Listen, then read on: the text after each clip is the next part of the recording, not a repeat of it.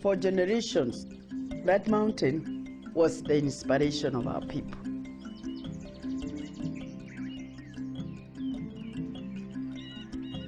Everything good came out of the mountain. The rains, the clouds, the fog.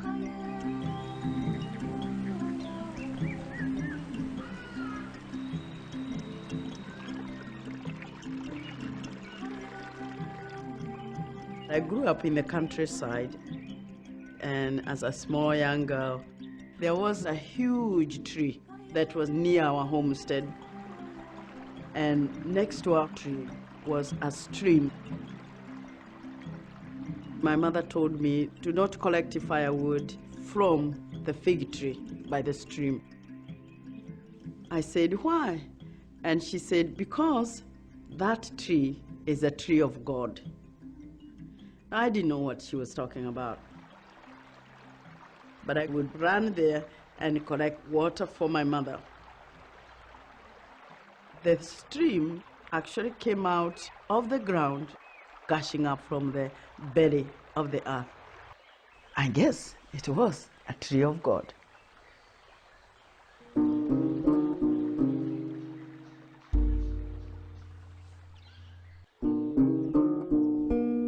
In the 60s, I go back to the place I had grown up, and I discover now the place of God was in a church.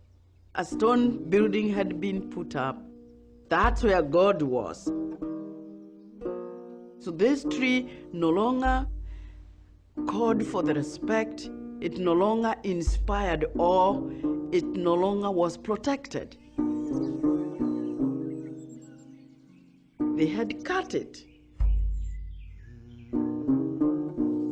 And sure enough, the stream had also disappeared. And if the stream dies, the frog eggs, the tadpoles, the frogs, and everything else that lived in those waters disappears. And we can no longer go there and fetch the water.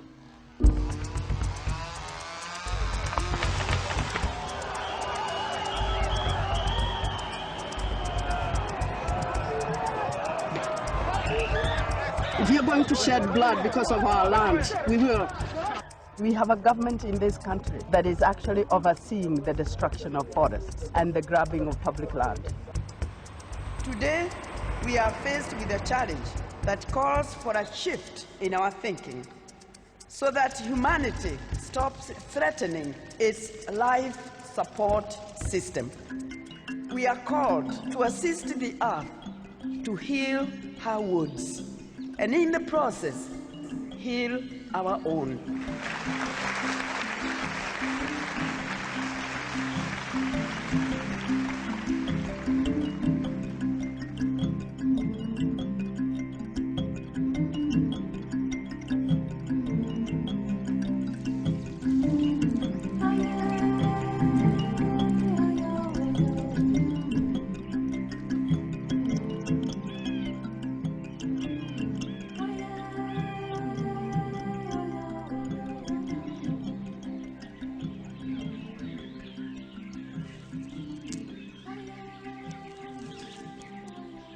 Took me a long time. I had to go to college to eventually make the connection between the fig tree and the stream.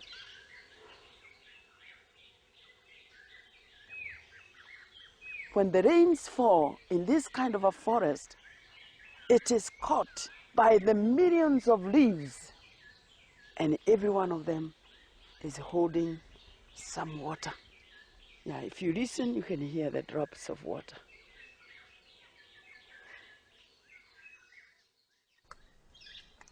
There.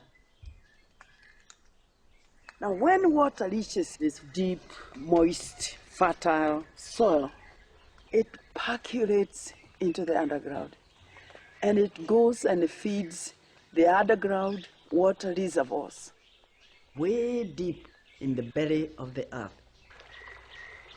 And those reservoirs feed our waters.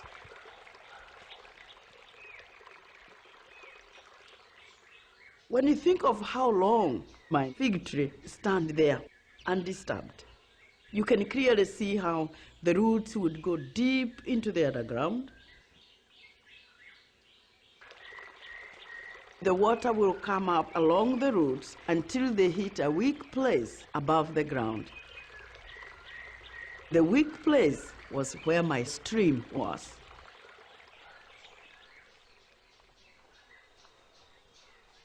People do not know how much they depend on the survival of this ecosystem. So when people say they want to come in and cultivate, or they want to come in and grow commercial plantations, I know that they are digging their own graves.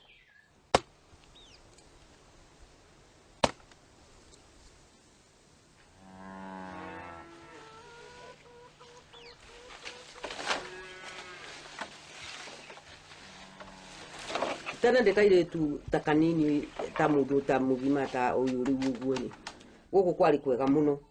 Tondu kwali miti yetagwo migumo, mikuyu na miti mingi ta miuna mikuigo na mitundu. Na hindi iyo ri ni kwali kwega muno tondu ni gwakigitite miti ikaiura thini ya bururi. Zamani kabla wazungu hawajakuja huku kulikuwa na miti yetu ya kienyeji. Na maji ilikuwa nyingi sana kwa maana kila mtu alikuwa unapeleka maji. Tukaendelea hivi vile watu wanavyoongezeka kujenga, kulima, miti tukaanza kupunguza. Na nchi nayo ikaendelea na kukauka. Mambo yakaanza kuharibika kwa maana kuna vizazi vingine ambavyo havikuona visima vile vilivyokuwa vya zamani vile vilivyowekwa na Mungu.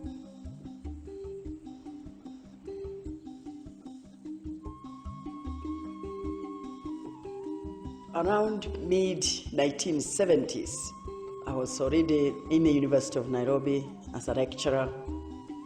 I was doing research in the field and I observed a lot of deforestation and soil loss.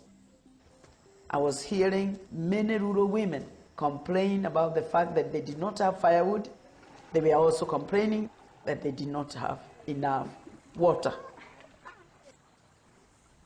They had put too much of their land on cash crops like coffee and tea.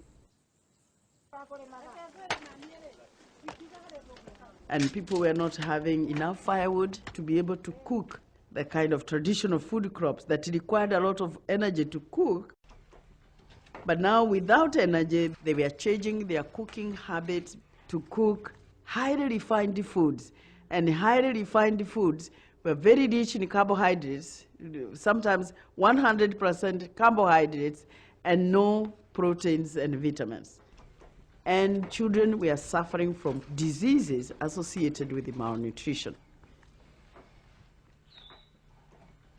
When the women started saying that they did not have enough firewood, that's what gave me an idea.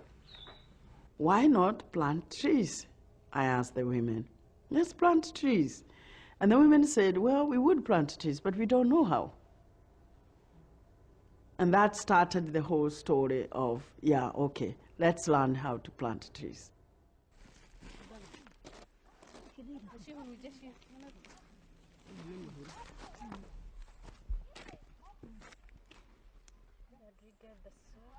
We approached the women and tried to make a relationship between environmental problems and their daily problems.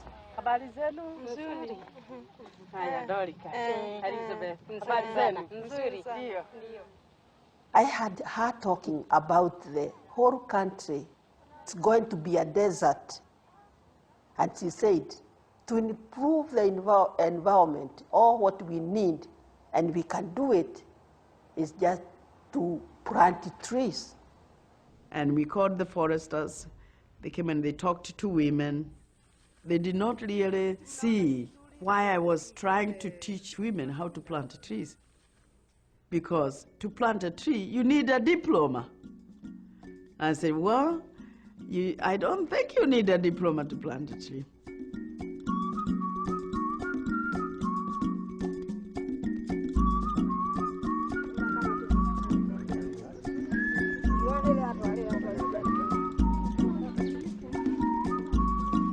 initially we tried to give them seeds, and then we decided against it. We said if we give them seeds, they'll become dependent on us.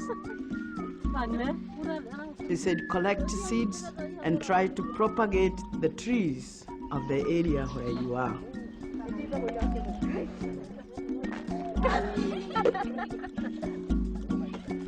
We said if you plant a tree and the tree survives, the movement will compensate you. Very small amount of money. It amounts to about 4 US cents per tree that survives.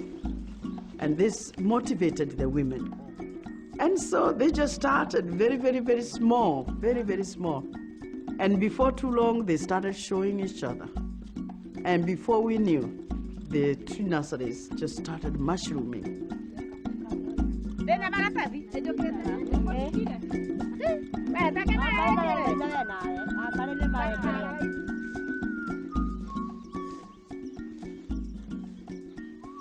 Na ithuĩ twarĩ a mbere ta ngurubu ya community kwambĩrĩria kũgĩa na nasarĩ ya mĩtĩ, na hatiarĩ kamũtĩ ona kamwe, kwarĩ kĩharo, tondũ matiarĩ sure atĩ ũguo tũroiga nĩ tũkũhanda mĩtĩ rĩ, atĩ no tũhande, tondũ ti mũtugo wa Gĩkũyũ atumia kũhanda mĩtĩ. Koguo rĩrĩa twambĩrĩirie kũhanda mĩtĩ rĩ, ithuĩ ta atumia nĩ tuonire nĩ ta a breakthrough gũtuĩka ithuĩ nĩ tũratuĩka associated na mĩtĩ.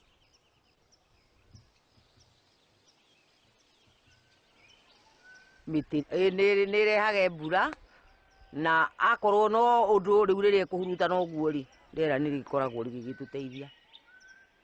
Nĩ ndĩgiragia tĩri ũikũrũkio nĩ kĩguũ, tondũ mahuti magwa rĩ, mbura ona ĩngiura ndĩngĩkua tĩri.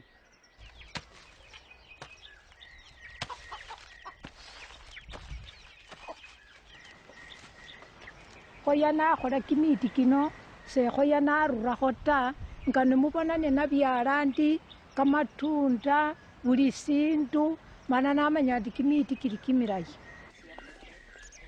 Ona ici kuma 1987 rĩ nĩguo ndahandire kamũtitũ gaka gakwa mĩtĩ green belt yoka, na mĩtĩ nĩ kũndeithia ndahanda thĩinĩ ya mũgũnda, ũngĩhanda kinya harĩa ũguo guothe na gũkũ. Akorwo nĩ ta kũu kwa ng'ombe, indo ta icio cia mwako itithumbũraga, ngĩambĩrĩria kũheana ya mwako. Trees are wonderful. They grow. And as you see them grow, you want to plant too. And before we knew, we had thousands of people doing the same thing. It was now communities empowering each other to plant trees for their own needs.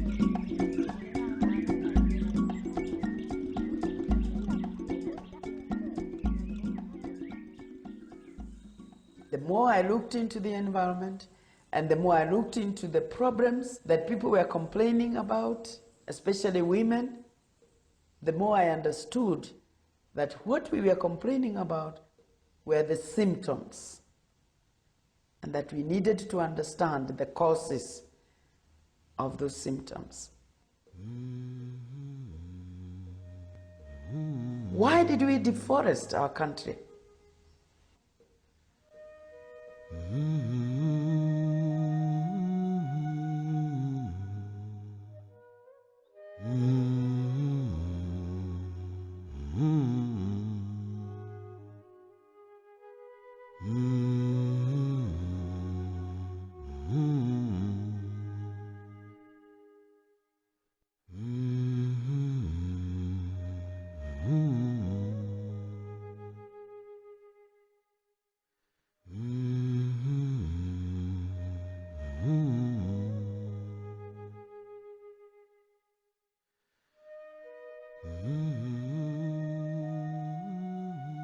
The Kikuyus, the Luos, the Luhias, the Pokots, the Kipsigis, the Eromolos,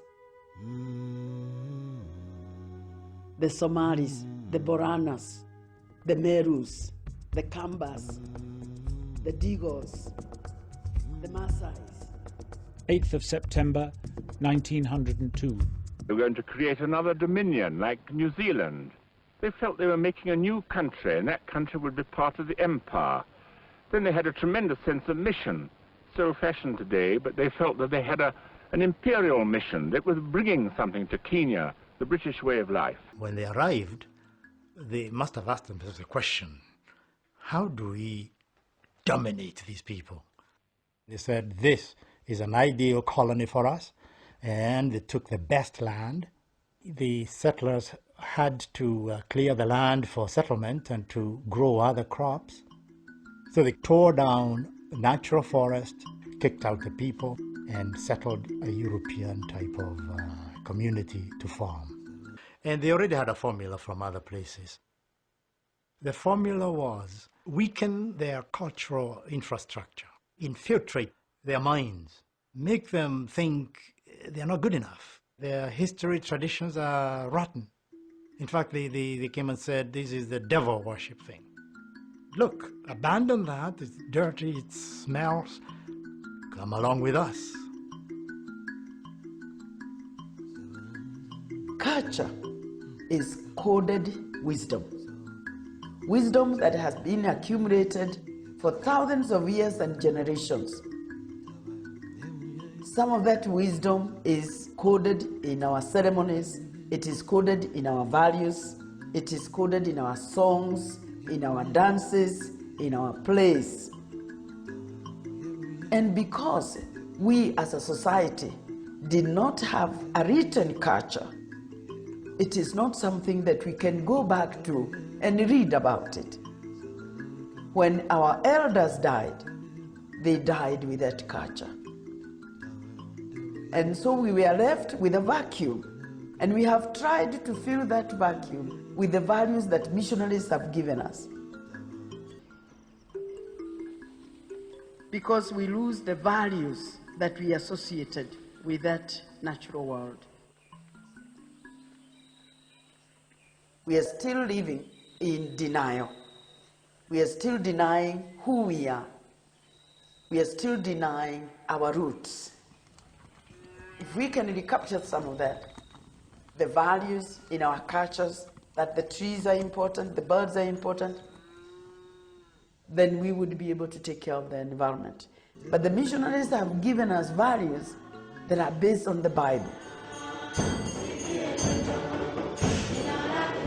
There was something in our people that had helped them conserve those forests.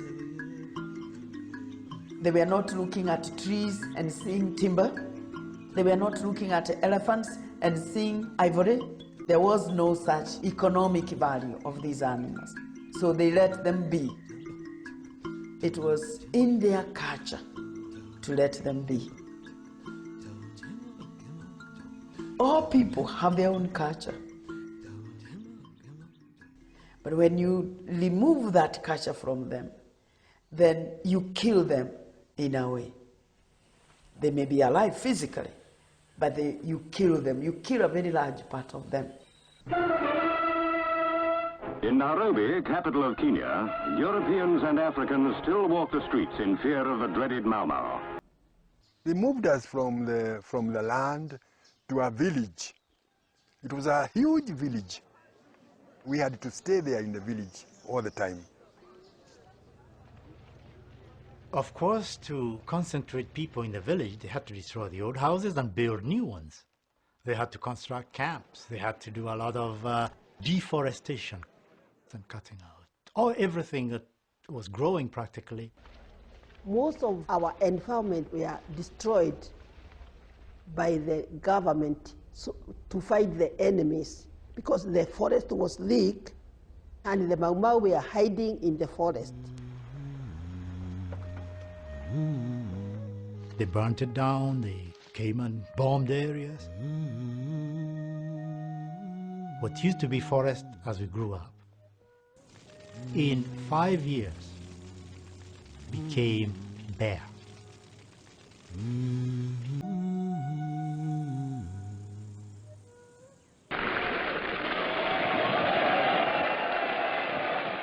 In 1963, the challenge was, do we continue the colonial legacy of deforesting? Sadly, I think the government then took the decision, maybe mistakenly, that they continue with the colonial practice of exploiting the forest and not recovering forested lands. They perceive the natural resources, especially forests and land, as if it is the property of the state, because that's the way the crown taught them that this is crown land. So these elites can continue to exploit resources and to enrich themselves at the expense of the environment and the people. It's a matter of division of the loot, who got what, all the way up. Tea and coffee were so promoted by the government to a point where some farmers have planted tea to the door. They don't grow anything else. They have forgotten how to have a small plot of sweet potatoes. People who are colonized lose a lot of knowledge accumulated all through the ages in the food they eat, in the way they prepare it, in the way they pass the art of agriculture to the next generation. And I know if we are able to take care of our environment, then we can survive.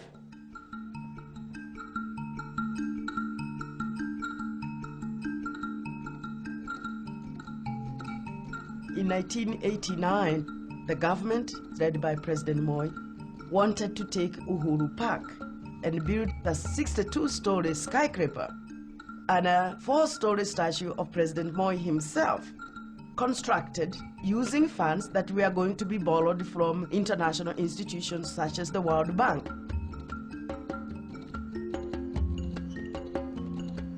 This is a public park. It's the only place in Nairobi where you can go and lie down and nobody asks you what you are doing and nobody asks you for a fee. The movement, the Green Movement, was really growing at that time. And when this information came to her, she immediately came to the office and said, well, guess what? They are about to destroy the only major park in Nairobi. We cannot let it happen.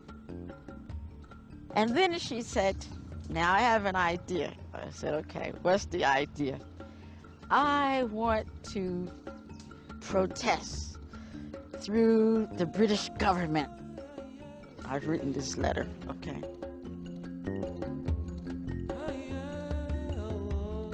We wrote and we gave the example of how the environment in third world countries is destroyed with the full knowledge and support of the developed countries who support dictators and then hold the poor people to account. So this one afternoon, Parliament was literally stopped. They actually stopped the debate that was going on to discuss me. The international community withdrew and did not give President Moi the money that he needed, and so the project died. It was at that point that people felt that if one little woman of no, no significance as far as they were concerned, except that I was so stubborn, can stop that building, you raise your consciousness to a level where you feel that you must do the right thing because it is the only right thing to do.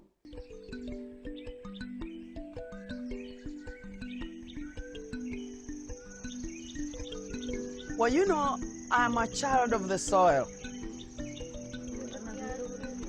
When a baby was born in our community, the women would have gone to the farm and they would have come back with a bunch of bananas. They would have come back with sweet potatoes. My father would have sacrificed a fat lamb, and they would have taken a little bit of the meat and they would have roasted it. All of these would be given to my mother to chew and then give me a bit of that juice. That's the first thing we as children would have eaten. It is like introducing you to the land and giving you the fruits of the land and telling you, the idea was, welcome to this world of plenty.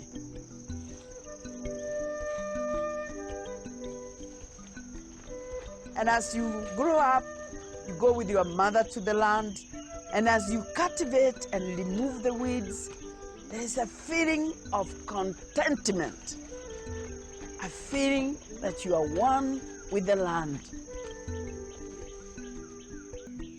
The experiences of childhood are very much what molds us and makes us who we are. The water you drink, the air you breathe, the food you eat, that's what you become. The world of my childhood was a world that was full of life, where children were given stories.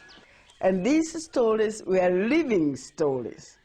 My aunt especially was very good at telling stories, and I loved to go and visit her because she would tell me stories till I would fall asleep. It was my brother, my oldest brother. It was him who suggested, why don't I go to school? My mother, bless her, she agreed. She said, there's no reason why not. She herself never went to school. The first day, I remember, I was accompanied by a cousin.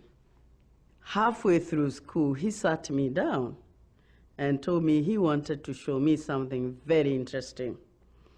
And I said, yeah. So he took a slate. We were using slates. And he took a slate and he wrote something.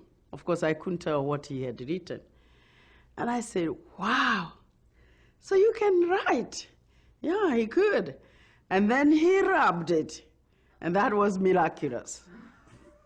It disappeared. And he asked me, can you do that? I said, no, I can't do that. And that was a great motivation for me, how I longed to be able to write and rub. And from there, you do this one. I was entering the world where there were books to read. You divide this long division long.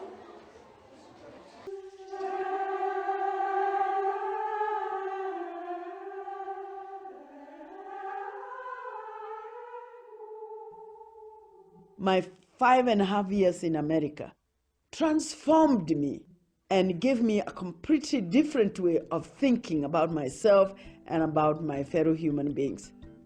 What to play a part was, what to be a good citizen was, what to be respected was. It was not easy to come back and try to reflect that in my society. My society had hardly changed, but I had been completely changed.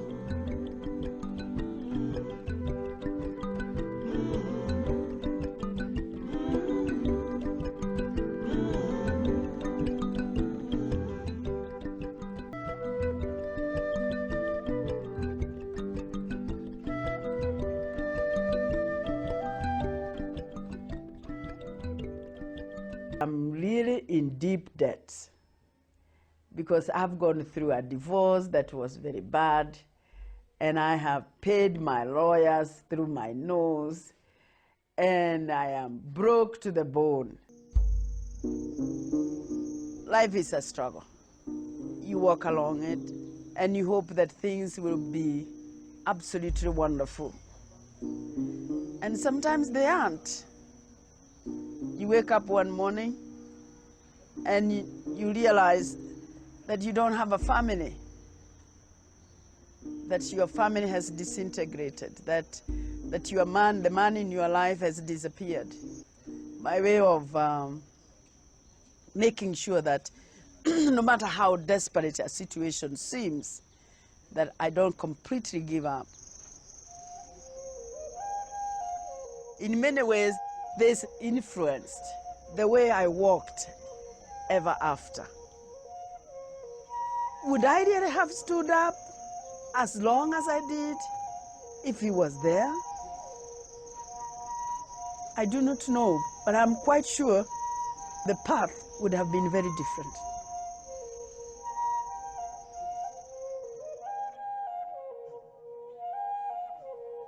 There isn't much else to lose, is there? During the darkest period when nobody would talk, and Wangari's credit is that when she found that there is no alternative but to ask policy and political questions, she quickly stepped to the podium. We see fraud, we see government mistreating its citizens to the fullest. And militantly continued to fight for democracy. We are dealing here with a government that is violating the law. I think that the government has a case to answer.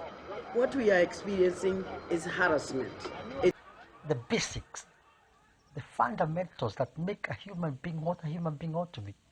That your life is guarded wherever you are. There's somebody following you. I was in prison for 6 years, and the charges were sabotage, belonging to another ground organization.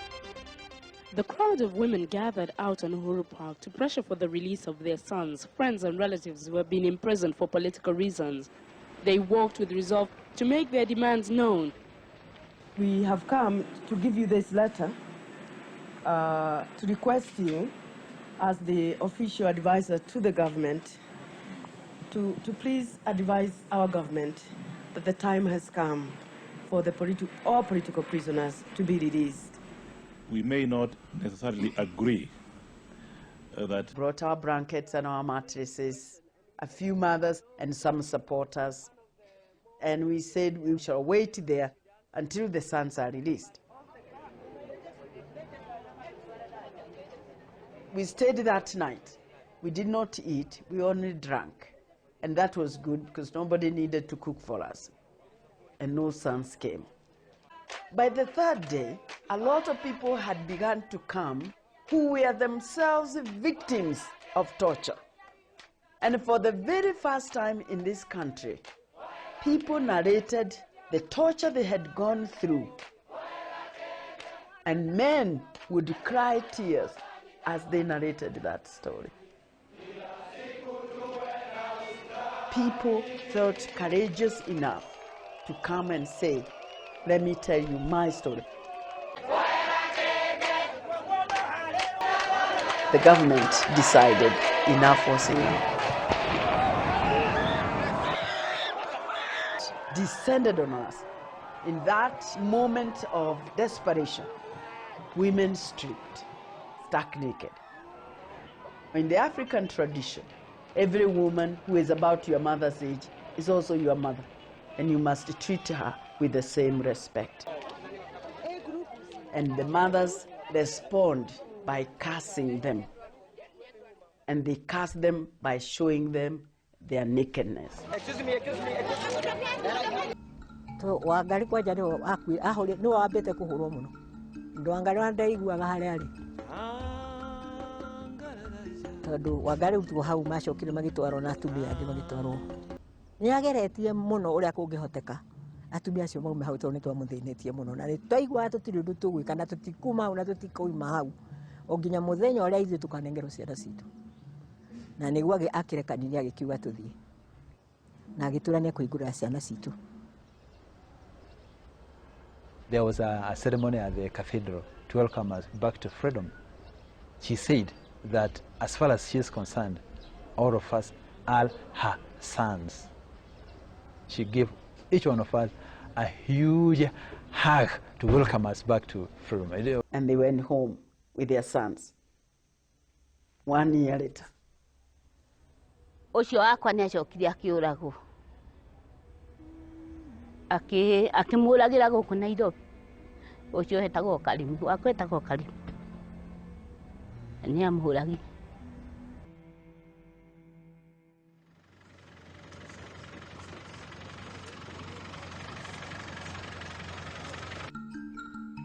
One thing that I deliberately did was try not to break the law. I knew that if I break the law, I'll give the system a great excuse to get me out of the way.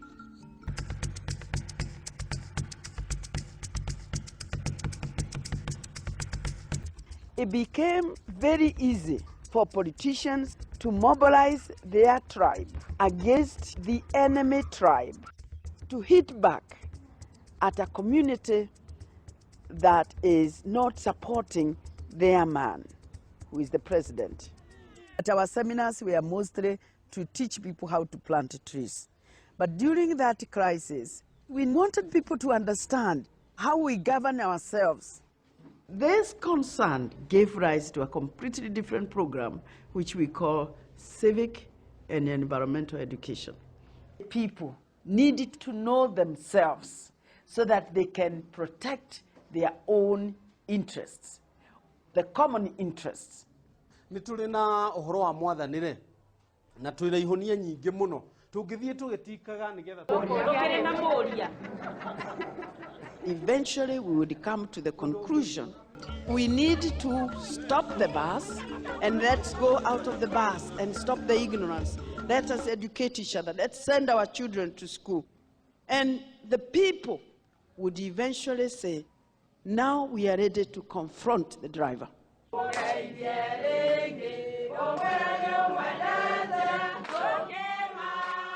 You cannot enslave a mind that knows itself, that values itself, that understands itself.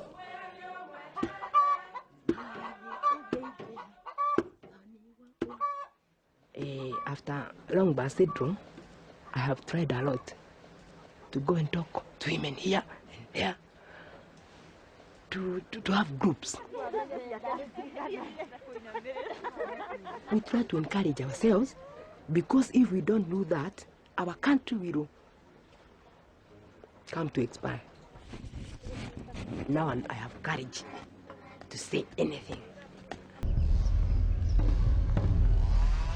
Somebody came to me and told me that the government had dished out large tracts of Karura forest, which was public land, and had decided to give it to his political friends and cronies and supporters.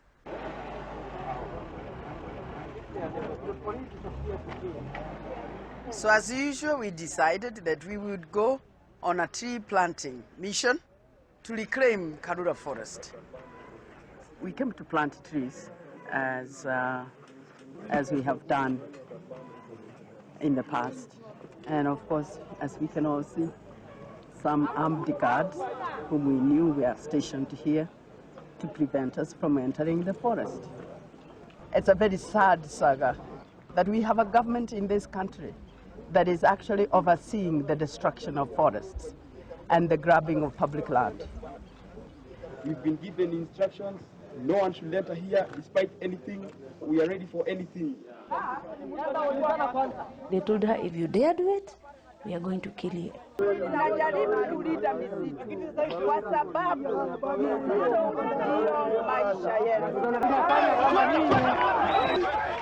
We want honesty, we want justice. If you're going to shed blood because of our land, we will.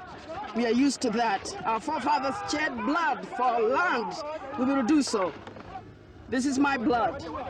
And it reminds me of the blood that Wayaki shed trying to protect Karura forest.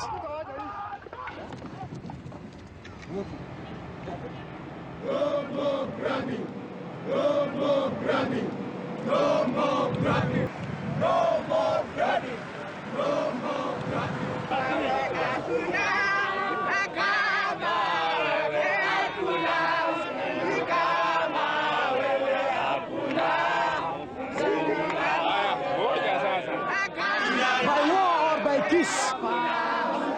We will never give up in our fight for a better government.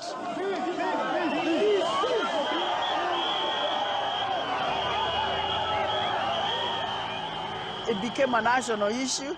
Ordinary people, university students, everybody wanted to save the forest.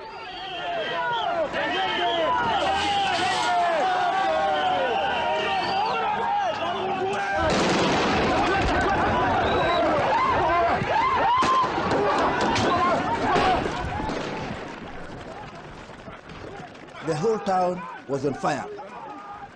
And I think that's one of the things that made Moi decide enough is enough.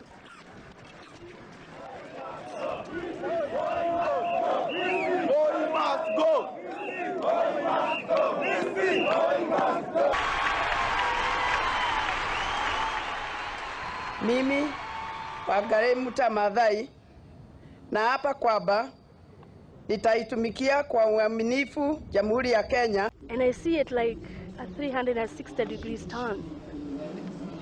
The other day we were with the military, and I'm really trying to encourage the military to establish forests around their barracks.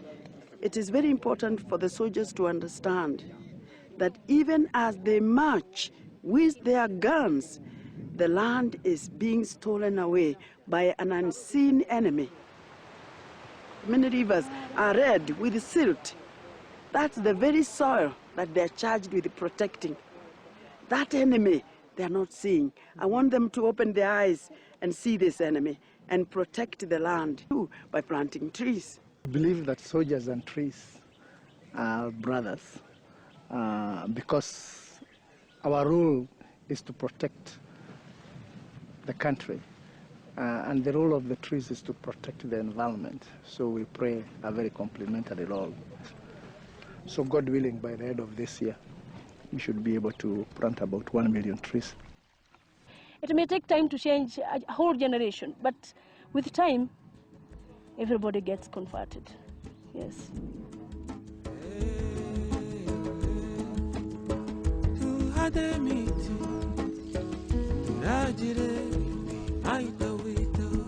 Mara neyo ngonga mara nabona ndi nempyala kimisala kino mala mwakhebulira mala nabona mbo fwala engubo ndya bulayi mbona bulayi mala asandi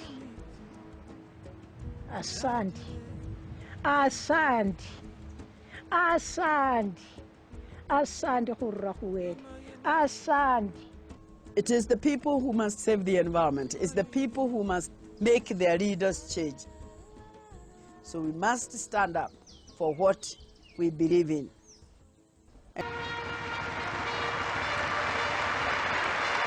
In the course of history, there comes a time when humanity is called to shift to a new level of consciousness, to reach a higher moral ground. A time when we have to shed our fear and give hope to each other. That time is now. Activities that devastate the environment and societies continue unabated. The Norwegian Nobel Committee has placed the critical issue of environment and its linkage to democracy and peace before the world. The challenge, as I stand here today, is to restore this home for the tadpoles and give back to the children a world of beauty and wonder. Thank you very much.